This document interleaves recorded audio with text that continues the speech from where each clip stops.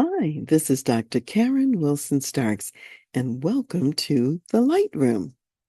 A big windstorm knocked down a large tree limb from our front yard and onto the sidewalk.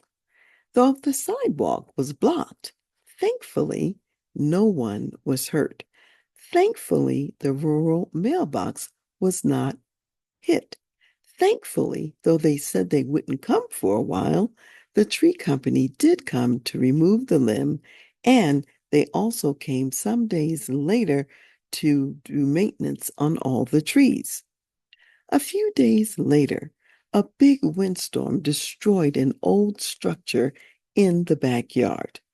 Although it looks a mess, thankfully, no one was hurt. Thankfully, it will be removed later.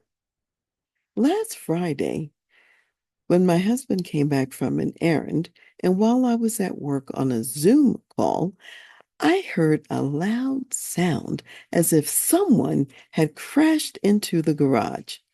When I paused my meeting, I learned that the garage door had slammed down to the ground, and both the garage door pulley system and the motor had gone out at the same time.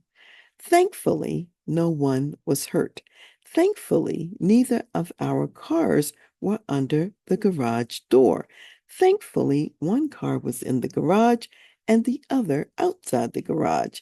Thankfully, the repair company fixed the pulley system the same day so that the door could be opened from the inside of the house. Thankfully, they came after the weekend to repair the motor system so that the garage door is now fully functional. Now, here's my encouragement and what I want you to remember. Big windstorms, both literally and figuratively, do come into our lives. Two, God is with us in the storms. And three, there's always something for which to be thankful, even in the storms. So remember to thank God for his presence and for all that he does to preserve us in the big windstorms of life, both at home and at work. So, for what are you thankful for today?